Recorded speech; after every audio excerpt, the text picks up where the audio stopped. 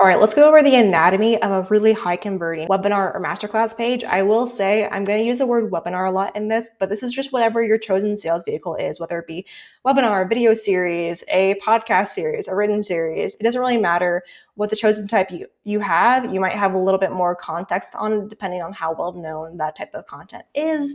But for the most part, I'm just going to use the word webinar because it's the most notable phrase that we use in this space, but feel free to interchange it with whatever is going to be a thing for you.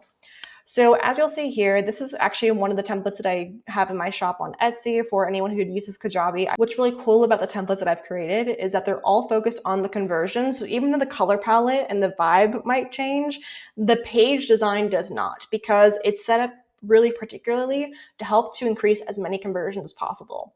And again, before we even dive in, if you have not chosen your sales vehicle of whatever it might be, make sure to go to the video above or below, wherever it is in YouTube, to understand what to choose based on your audience and yourself too. Now that we've gotten all the context, when it comes to this first section around the webinar or the name, it's important to obviously put the name of the webinar, but you'll also see here, as I do with the regular part of the templates too, is that I make sure to give you both what you're supposed to say and a real life example, both for myself or from a client of mine, to really help you to understand what's going to be really impactful for your people to hear. And with this first section, this is the first section that matters the most. It's the only, like in my mind, it's the section that if you were to do anything, it's this part, because especially if you're going to go to an ads or organic audience too, what really matters when you are trying to basically pitch your page, because that's kind of what you're doing. This page is here to help them sign up, but you have to basically pitch the topic or pitch the idea you're doing to make them want to join. So when you're thinking about this, it's important to think of it like a really specific, really like tangible type of takeaway as the core focus of your entire copy.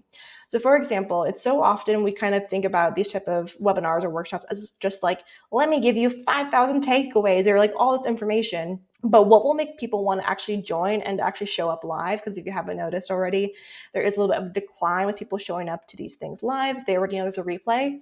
People show up to things that they prioritize and they value. And the way to make people to see this as valuable enough to show up live to is to really nail that smart, actionable type of takeaway that they can leave with by the end of the webinar or workshop, whatever it is for you. So you've probably heard of SMART goals before. I think of them similar to the SMART copy in a way for this, a SMART takeaway. So it is a specific, measurable, actionable, I never remember R. I think it's repeatable maybe. And then the time-based. So if you could even just choose one of those words and add into this, you will have a lot more of a effective and high converting and compelling type of copy to get people into your webinar. Second thing that you'll see here is going to be this logo list. This is so important because so often when we're talking about some type of webinar we want to get people into, the easiest way to begin to do that outside of having a really great takeaway is having credibility boosters. It's so important, especially as you go to a cold audience or ads, to have these things because people don't know who you are at that point. Even people who have been in your audience, maybe they don't remember everything about you and how amazing you are. So using this logo list is so important because it's actually going to allow your people to basically see you as credible without you having to do anything. And the one misconception people think about with this is it has to be like the big names. Obviously, I put BuzzFeed, HuffPost, the big ones. But even small ones work nearly the same. I had a client of mine who did this for a makeup. So she helps women to find the like makeup best for their skin. And there were logos she gave me that I had no idea what they were. I mean, in the greatest way, I'm just not super in depth into the makeup world, that even though I didn't know what they were, and even if her people might not know the exact company, showing that she was featured somewhere creates that unconscious credibility that is needed for, again, showing them that this is even more valuable to show up to. This first part you probably have not seen a lot on any type of opt-in page. And it's because it's kind of redirecting what people naturally do after this first section, which normally they go into either like the takeaways of how amazing this webinar is going to be, of, you know, like the 1, 2, 3, or it's like, this is for you if. But I find, especially if you have an audience that maybe is a little bit more skeptical or they're more advanced, they've been in the space for a while, they've bought a lot of things, they vet people a little bit more, then having this first part is actually really important because it basically helps to address what they already are thinking about hesitating when it comes to joining your webinar, which usually is like maybe they've done other webinars where it's, really complicated, or it's time, it's not really giving me anything, it's very expensive. When you're able to basically to say that and say like, this is actually what we're going to do instead, you become so much more of an expert in their mind and give their mind relief knowing that, oh, okay, I don't have to worry about I'm going to waste my time. I will actually then want to show up more for that. It's a little bit different than traditional first openers because this will help a lot. You have a more skeptic, a more mature audience in the sense of like they've just been in your space for a while. This is so important. If you have a newer audience and they're just really eager, you don't have to have this part, but it can be really important. The traditional what you walk away with is very important.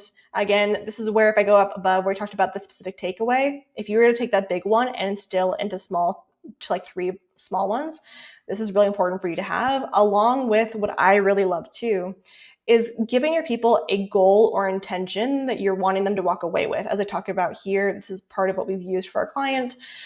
When you show up and give them like, this is my intention for you, and you actually share your intention or goal with them, that gives them more at ease to be like, oh, she actually not just cares, but she wants to help me.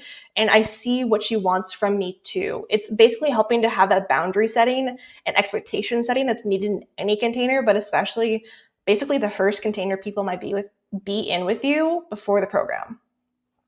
Obviously the about me side, but also using this part to explain a little bit more about their desires and connecting that deeper into the method or framework or topic that you're going to be having them do.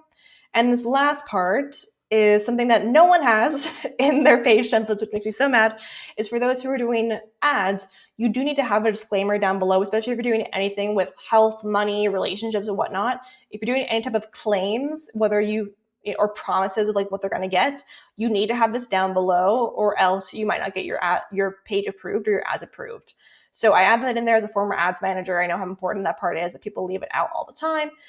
So this is kind of like the core anatomy of what you need. Again, if you would focus the most time basically on this first part, and even part of this part or the what you walk away is so important.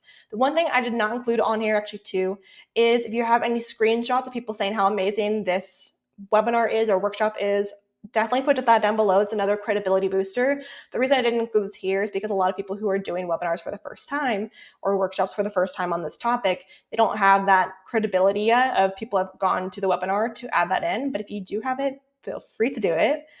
Other thing that if you wanted to add it in, I'd probably add it in right around here as a video of you just talking to them one-to-one about, hey, don't say how are you doing, but something to the degree of, I created this for this reason. I would love to help you, support you in this way. It gives them that extra connection point that we kind of need when we're going to a new cold audience or just your audience you haven't talked to in a while. So those 2 things I have not included because it's really up to you understanding your audience if they need that or if you even have the time or space to do those things. But this is the core anatomy of what works best for the people who are wanting to do a workshop or webinar, a video series, sales vehicle of any type. So if you have any questions, let me know in the comments below. But in case you want to know also the thank you page anatomy of this, because I add things in there that I've never seen on any page that'll help with your conversions, not just on the sign up of this, but the actual sign up of your program, go to the next video below where I'm going to talk about it and go in depth of what needs to be on your thank you page right after they sign up so they are primed and ready to go.